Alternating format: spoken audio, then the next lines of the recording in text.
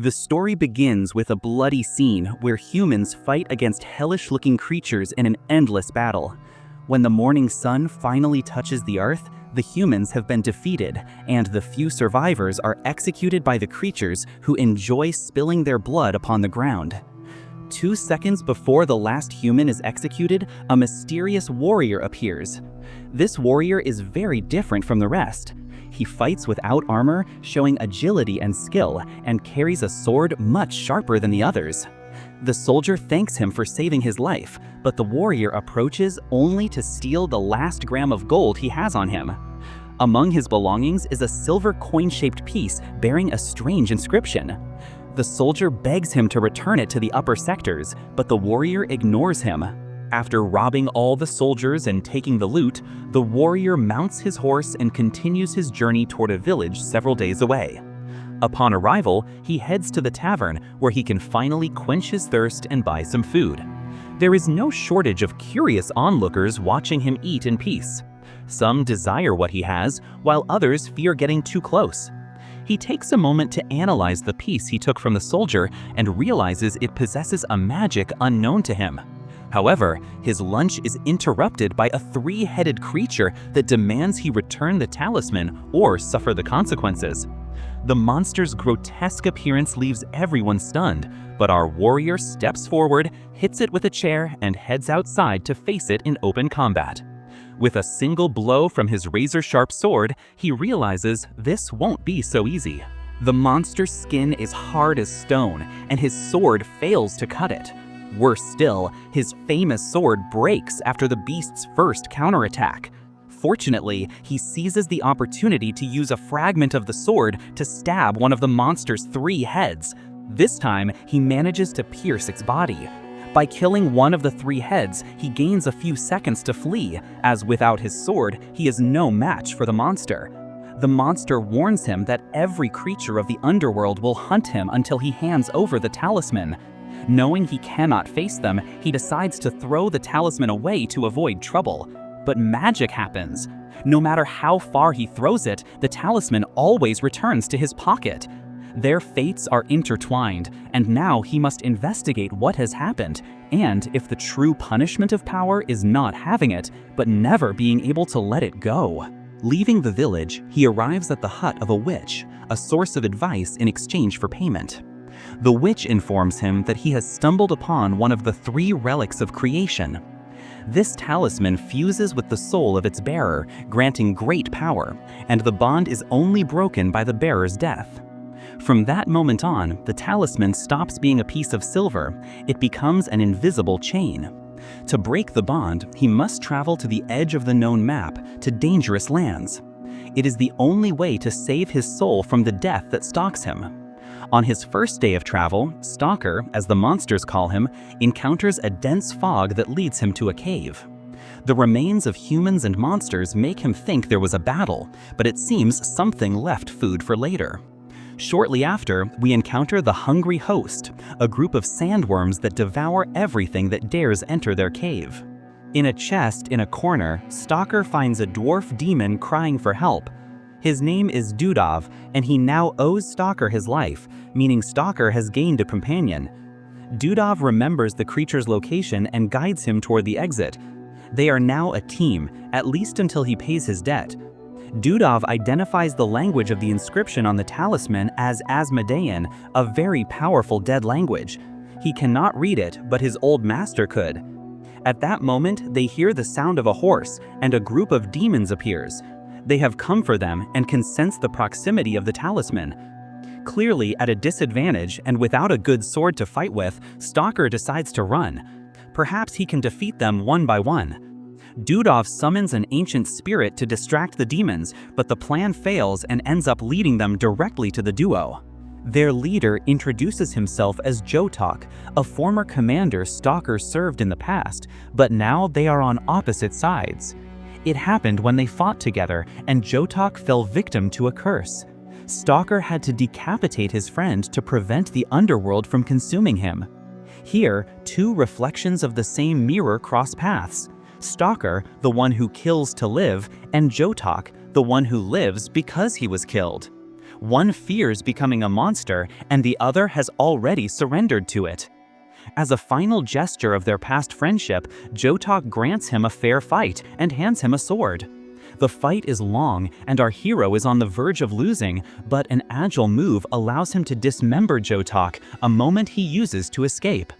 That night, Dudov explains that if Necro is truly involved, they must not allow them to recover the talisman, or it will be the end of the world as they know it. Upon arriving at his old master's tomb, they find Necro's priests performing a ritual, which will make obtaining his books extremely complicated. The priests are turning corpses into soldiers, and their activities are being observed by a young woman who surprises our heroes. Her name is Vane, and together with Dudov, they sneak into the master's tomb to get the books. In just a few seconds, Stalker has gained another ally, a curious girl who might be useful, or perhaps not. In Dudov's master's tomb, he finds numerous manuscripts, meaning they will need time to locate the correct one. Meanwhile, Stalker fights to keep the guards occupied. However, we don't know how long he can hold out. He is at a disadvantage, and they need to get out of there as soon as possible. The team manages to escape with the correct manuscript, representing a small victory. Now Dudov must study it to be able to read the talisman and discover its purpose. Though it sounds simpler than it is, dangers abound, such as a golem equipped with a laser beam that wants the talisman for itself. With every blow of his sword, all Stalker achieves is wearing down his blade. That golem is solid rock, but it has an inscription on its body, and by tearing off the seal, Stalker can see its heart.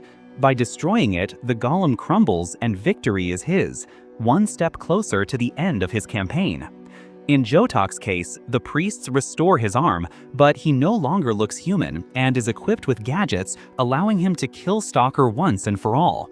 Fortunately, Stalker discovers a peculiarity of the talisman.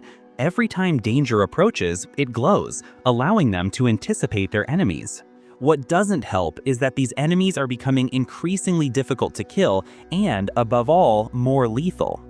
Using Dudov as bait, it was time for him to be useful. Dudov is finally able to read the talisman's runes after 6 days. It has a secret to share, a prophecy. The talisman is more than an object of power. It is a compass toward the most powerful weapon ever created. A weapon known as the Light of Talon, with enough power to rule the world or protect it from evildoers. At the end of the prophecy, Dudov tells Stalker he can free him from the talisman's bond, but they will lose the guide to the sword. It is a decision he must make. He can choose to be free or continue the campaign. Stalker chooses his freedom. The next morning, Vane disappears with the amulet, and they are surrounded by a group of thieves led by a woman named Grendel, who only values life based on what it can offer.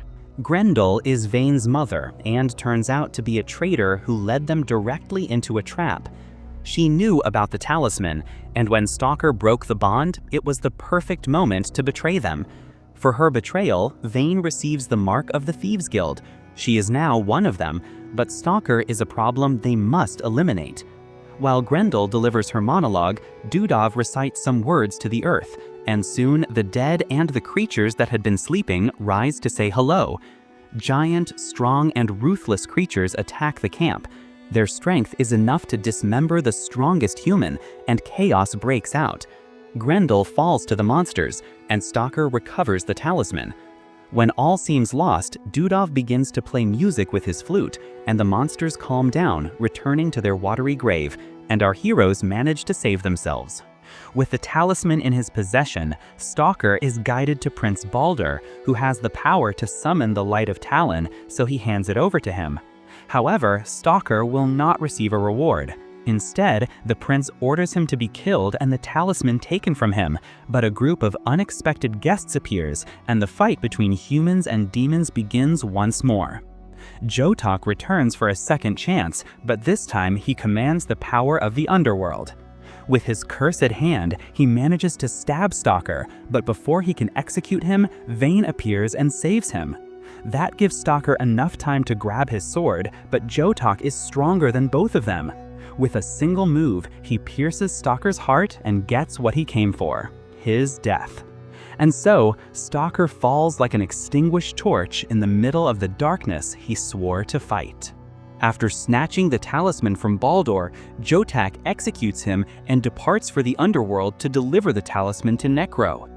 In the forest, swamp creatures find Stalker's body and take it deep into their lair, where their magic is most powerful.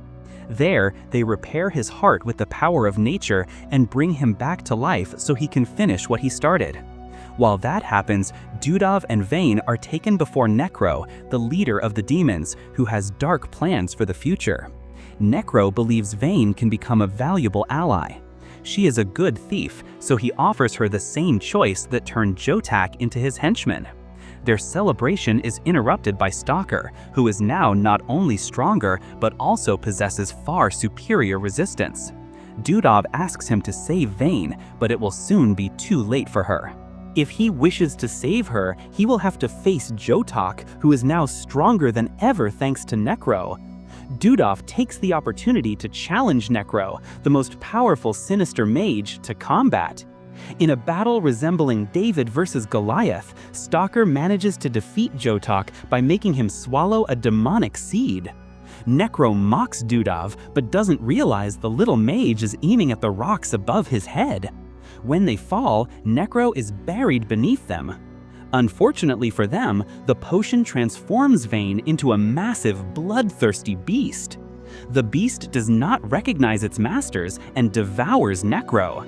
Only the light of Talon can stop it, but extracting the talisman from Necro's cauldron involves a great sacrifice. Stalker accepts this sacrifice and plunges his hand into the cauldron, but instead of the talisman, he pulls out the sacred sword destined to defeat evil. With the beast's death, Vayne is expelled from its body and, luckily, survives.